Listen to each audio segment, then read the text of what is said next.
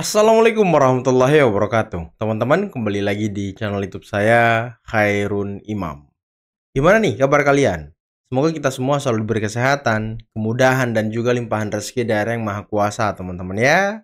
Nah, di video kali ini kita akan melihat sebuah tayangan mengenai update terbaru kasus ijazah palsu Pak Jokowi yang sekarang tengah bergulir di Polda Metro.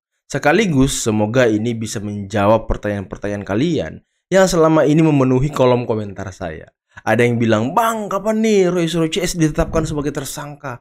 Bang, kapan nih mereka dibui, sudah meresahkan, selalu menjatuhkan, memframing jahat Pak Jokowi. Bang, kapan nih mereka pakai rompi orange?" Waduh, sabar teman-teman. Kemarin kan sempat terjadi aksi demonstrasi yang berujung kerusuhan di Jakarta. Dan bahkan Polda Metro juga sempat didemo dan dibakar halaman depannya gitu. Dan ini sedikit menghambat penyidikan kasus ijazah palsu Pak Jokowi. Dan nanti kita simak videonya ya. Kira-kira kapan mereka akan ditetapkan sebagai tersangka? Apakah minggu ini atau minggu depan? Nah, ini akan terjawab nanti. Selain itu, kita juga akan melihat sebuah tayangan di mana Ibu Irma Suryani Chaniago, salah satu anggota DPR perempuan yang sangat saya kagumi, membungkam omon-omon dari Faisal Assegaf dan kawan-kawan yang selalu menuduh, memframing jahat bahwa biang kerusakan bangsa ini atau biang kerusakan Indonesia ini adalah disebabkan oleh Pak Jokowi dan keluarga. Waduh, ini Uni Irma sangat luar biasa dalam menjelaskannya. Bahkan beliau menambahkan ketika di zaman Jokowi, tunjangan-tunjangan DPR ini banyak yang dikurangi. Ya, sama seperti yang dilakukan oleh Pak Prabowo sekarang. Setelah aksi demonstrasi, tunjangan DPR itu banyak juga yang dikurangi teman-teman. Oke, sebelum kita mulai videonya, jangan lupa like, subscribe, dan share. Dan tanpa perlu berlama-lama lagi, mari kita mulai videonya berikut ini. Siapapun yang kemudian akan melawan Dr. Tifa, melawan Dr. Rismon, melawan saya, melawan Rizal Fadila, itu adalah melawan rakyat Indonesia. Melawan rakyat. Terus dia bilang tadi ya, Dr. Rismon. Waduh, teliti dulu tuh S3 kawan kau tuh. Asli enggak? Dokter. Gara-gara buku ini, Bapak Ibu. Gara-gara buku ini, mereka ketakutan, kebingungan. Jadi ada sebuah off the record, ya, yang saya dapatkan informasinya begitu santer terdengar bahwa kami membuat buku ini ya. Ternyata, ya, mereka itu, sindikat itu, komplotan itu sedang menyiapkan ijazah aspal. Sedang menyiapkan ijazah aspal. Jadi mereka itu sudah menemukan, mereka kan sudah tahu. Kalau sampai kita di sidang, kita akan kejar uji apa mas? Uji apa kertas? Karbon Paper dating ya. Kita akan uji tinta dan sebagainya. Maka mereka sudah mempersiapkan kertas tahun 1985. Jahat banget orang ini. Karena apa? Kalau tinta nggak mungkin, karena tinta pasti baru. Tapi mereka akan klaim, puslapor akan klaim bahwa kertas ijazah Joko Widodo ini adalah kertas tahun 1985. Wow, ini orang jahat banget loh. Perempuan tapi pikirannya, waduh, kayak ular loh. Wah, ini luar biasa ini orang ini. Waduh, saya nggak habis pikir ya, dia bisa memframing sejahat itu Polri, Bareskrim, Jokowi. Waduh, ini udah keterlaluan teman-teman. Ini udah pantas masuk buaya emang orang ini. Tapi yang pasti ya, kasus ijazah ini tetap jalan. Tetap Pasti jalan gitu ya. Jalan ya. Dan ya jalan. Kemarin semua terlapor sudah diperiksa. Nah, mungkin minggu ini ahli-ahli itu dimintain keterangan sebagai BAP. Kalau dulu kan sebagai legal opinion gitu ya. Kalau sekarang apa namanya sudah pro justisia, jadi dia modelnya mungkin sudah BAP ahli gitu ya. BAP ahli. Nah, setelah ini nanti baru ya biasanya mereka langsung menetapkan tersangka-tersangkanya karena dari awal naik ke penyidikan kan karena udah pasti ada tindak pidana di sini gitu ya, dan itu sangat jelas sebenarnya gitu ya. Dan memang ya sebenarnya kemarin nggak ada rusuh harusnya kasus ini yang naik gitu ya menjadi menetapkan tersangkanya, tetapi karena ada kegiatan lain gitu ya, prioritas lain yang dilakukan oleh teman-teman Polda Metro Jaya, akhirnya mungkin agak mundur, ditunda, gitu ya, agak delay lah gitu ya. Jadi tidak apa namanya tetap jalan ya. Saya barusan konfirmasi juga ke teman-teman penyidik ya, itu tetap jalan. Tetap jalan kasusnya teman-teman.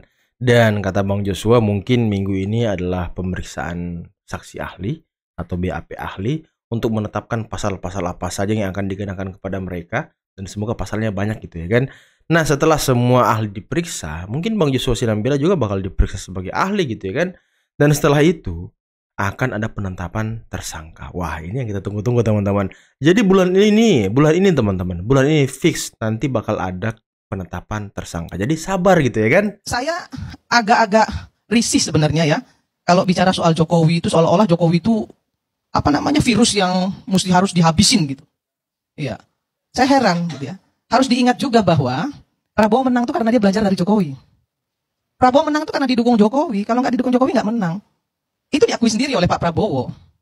Tapi bukan berarti kemudian Pak Prabowo itu jadi bonekanya Pak Jokowi. Jangan dihina lah Pak Prabowo. Betul banget. Dan jangan menghina juga presiden yang sudah banyak memberikan legacy kepada bangsa ini, kepada Indonesia ini. Dan itu diakui oleh masyarakat. Sampai hari ini tuh rumah Jokowi itu ramai terus.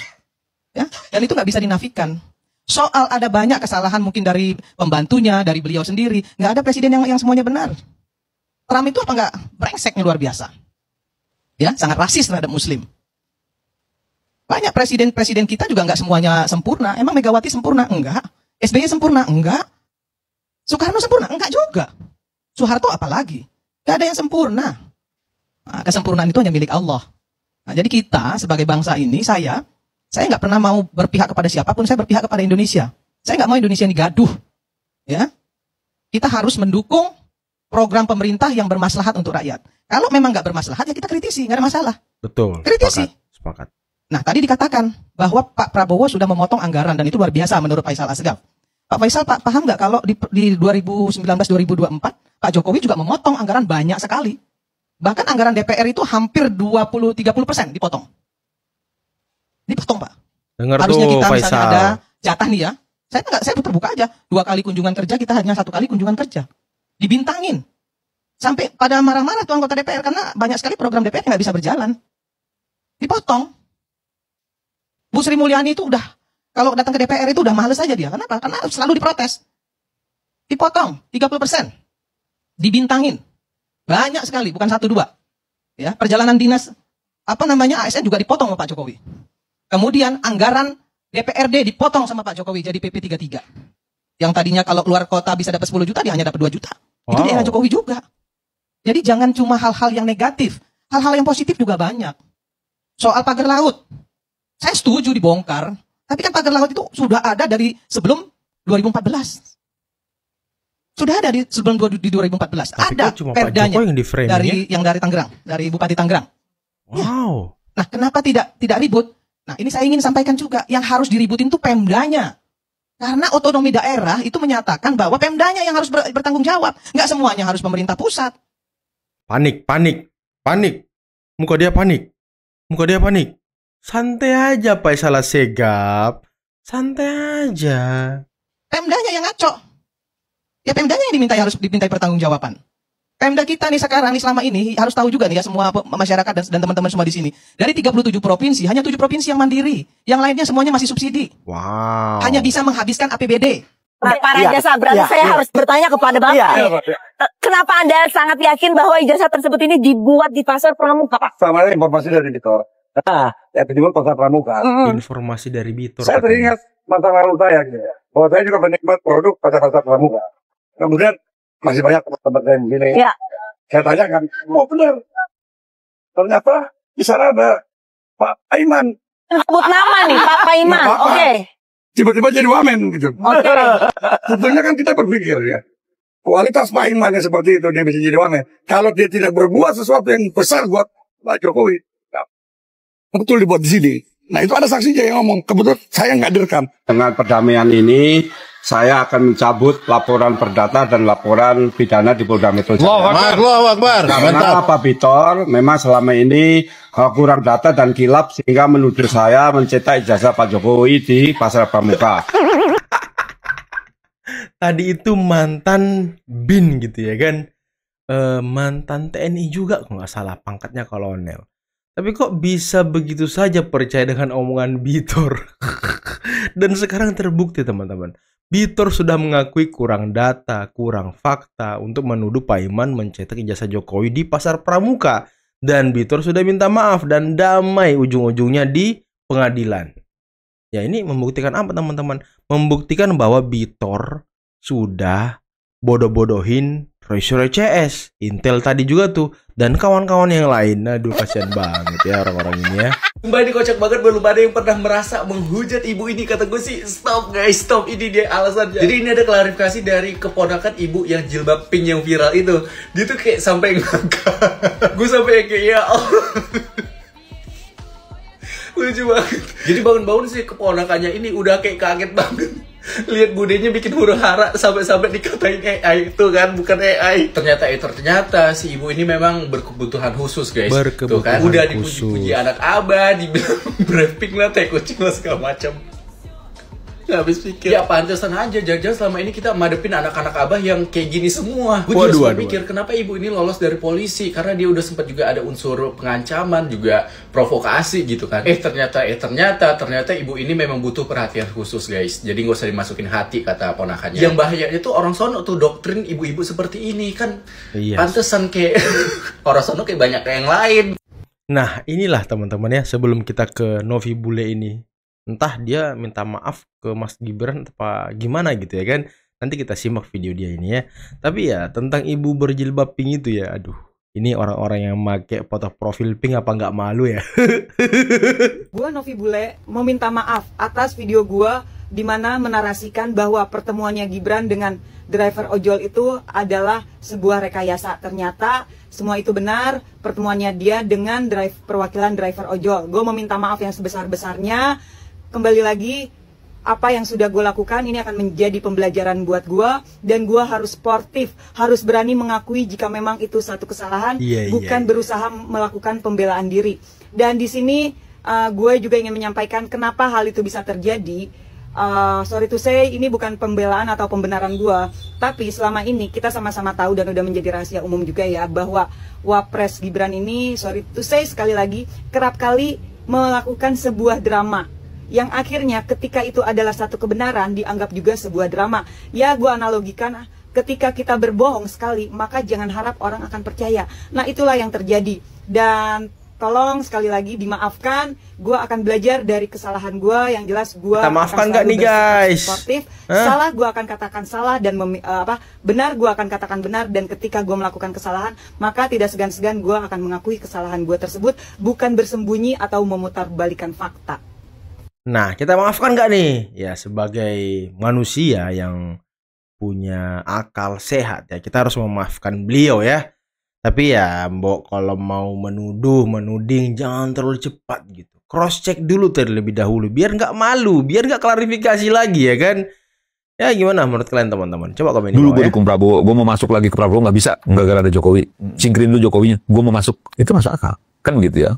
Jadi kalau misalnya banyak orang begini, jangan kau bilang kalau aku ini enggak ini sama Prabowo. Aku ini pendukung Prabowo, tim sukses Prabowo 2014, 2019, kan gitu ya. Jadi jangan kau ragukan, kan gitu. Ya betul bang. 2014, 2019, abang dukung Prabowo, Prabowo kalah. Pas abang nggak dukung Prabowo 2024, Prabowo menang. Jadi salah satunya ini abang dan kawan-kawan menyebabkan Prabowo kalah. Itu sederhana logikanya. Ketika dia berteman sama Jokowi, dia menang. Prabowo mikir, berteman sama yang kemarin-kemarin itu merusak dia aja kan gitu loh. Habis duit kan gitu ya. Menang nggak kan gitu loh. Tapi berteman sama Jokowi, duitnya nggak keluar kan gitu ya. Menang juga jadi presiden. Nah, tapi ini omongan dari siapa? Egy Sujana kemarin teman-teman ya. Katanya dia mendukung Prabowo 2014, 2019. Sama kayak Amin Rais tuh. Amin Rais ngomong, saya dukung Prabowo 2014, 2019. Anak-anak saya sampai jadi juru kampanye Prabowo. Ya elah, Prabowo tuh kalah gara-gara kalian. Nah ini kan sesuatu yang menurut orang-orang yang sulit untuk masuk lagi ke lingkaran Prabowo, tersakiti dengan adanya Jokowi. Dengan adanya Gibran. Bagaimana caranya? Singkirkan dia, itu satu.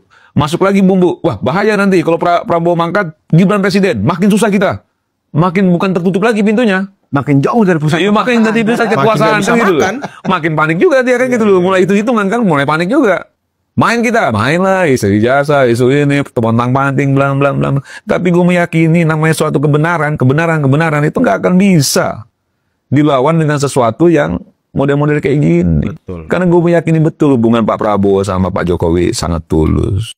Atau oleh kelompok sekretariat bersama atau sekber civil society yang di dalamnya juga ada para purnawirawan prajurit TNI Polri yang mendesak betul dua hal, yaitu apa? Adili Jokowi dan juga makzulkan Gibran Raka Buming Raka. Ditambah yang ketiga, copot Kapolri. Jadi kita tetap konsisten dengan itu dan kita tetap mengejar bagaimana kelanjutan dari ijazah palsu yang ada. Dan yang paling menarik, ini hal yang baru ya. Saya mendengar kabar gitu, atau bukan mendengar, tapi ini sudah ada putusan. Pada beberapa hari yang lalu, tepatnya tanggal 21 Agustus 2025, Komisi Pemilihan Umum itu mengeluarkan sebuah keputusan KPU. Yang ini keputusan ini sangat-sangat tidak masuk akal. Karena keputusan nomor 731 tahun 2025, mereka melakukan perubahan yang penetapan persyaratan untuk pasangan presiden dan wakil presiden itu kemudian dikecualikan, ya, artinya sebagai informasi publik. Artinya ini pelanggaran terhadap Undang-Undang Keterbukaan Informasi Publik nomor 14 tahun 2008. Padahal ini hanya keputusan KPU di bawah undang-undang. Jadi ini pelanggaran hukum yang ada.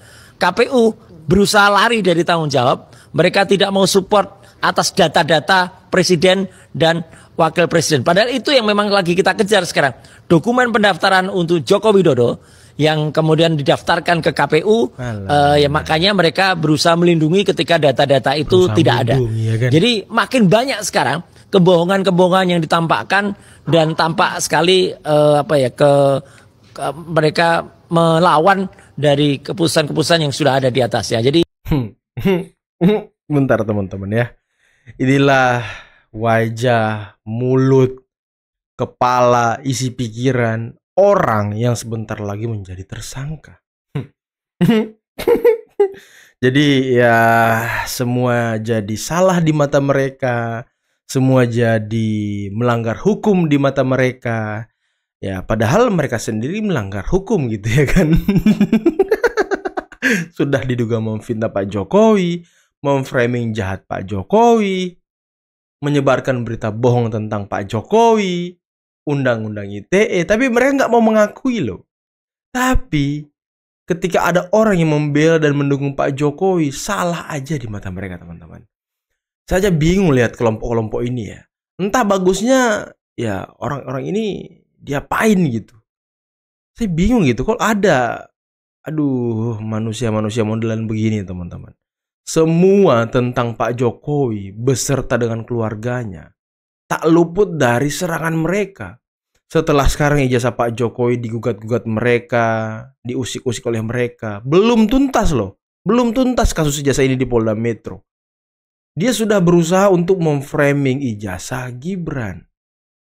Dan kemarin kan ada yang menggugat Gibran tuh 120 miliar apa berapa gitu.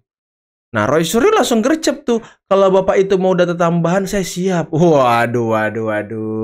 Dimanapun ada orang yang menyerang keluarga Pak Jokowi, mereka selalu sigap untuk menggantung di isu tersebut. Purnawirawan TNI ya kan, Refli Harun dan kawan-kawan bikin sekretariat bersama untuk makzulkan Gibran adili Jokowi. Ada juga mereka di situ. Ya sepertinya orang-orang ini selalu memanfaatkan situasi kondisi yang bisa meneruskan kebencian mereka terhadap Pak Jokowi. Tapi kita sudah dengarkan tadi ya penjelasan dari Joshua Sinambela dan dia sudah confirm ke penyidik yang menangani kasus dari Pak Jokowi ini. Katanya ya kasusnya tetap lanjut dan tidak di stop gitu ya kan. Nggak ada di stop kasusnya teman-teman. Hanya sempat tertunda karena kan kemarin sempat aksi demonstrasi dan berujung kerusuhan. Bahkan Mapolda Metro juga kan sempat diserang oleh massa aksi. Dan menurut penjelasan Bang Joshua, minggu ini akan ada pemeriksaan saksi ahli yang akan menentukan pasal-pasal apa saja yang akan dikenakan kepada mereka. Dan setelah itu bakal ada penetapan tersangka ya. Mungkin minggu inilah, minggu depan teman-teman ya penetapan tersangkanya. Disitulah kita akan melihat wajah-wajah murung mereka, wajah-wajah stres mereka. Rismon udah ngemis minta SP3 kasusnya dihentikan gitu ya kan. Siapa lagi? Tapi ya kita melihat kuasa hukum mereka, siapa namanya? Kozinudin. Nah, itu sudah mulai ngamuk-ngamuk tuh. Entah kenapa dia ngamuk-ngamuk, teman-teman. Kemarin ngamuk di kejaksaan. Waduh, ini udah makin gak jelas nih huru hara mereka nih. Egy Sujana udah menghilang, nggak ada lagi batang hidungnya ya kan.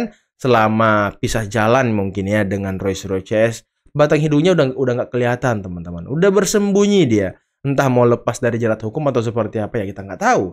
Dan tadi penjelasan Ibu Irma Suryani mengenai Pak Jokowi itu sangat luar biasa, sangat sistematis dan ya bisa membuka mata kita semua bahwa ya memang kerusakan ini bukan disebabkan oleh Pak Jokowi, tapi Pak Jokowi hanya di framing jahat, hanya tertuduh atas kebencian mereka, atas mungkin mereka dipecat-pecatin waktu zaman Jokowi karena nggak becus kerja, atas mereka yang tidak dapat jatah jabatan di zaman Pak Jokowi, tidak dapat kue ya kan, makanya dia teriak-teriak sekarang nggak dapat kue di zaman Pak Jokowi, tambah nggak dapat kue lagi di zaman Prabowo, ya stres lah mereka teman-teman. Mereka ini kan butuh jabatan juga sepertinya ya kan, tapi pintunya tertutup karena ada Mas Gibran di sana. Oke lah, mungkin cukup sekian dulu video kali ini. Jangan lupa like, subscribe, dan share videonya. Akhir kata, billahi taufiq wal hidayah. Assalamualaikum warahmatullahi wabarakatuh. Bye bye.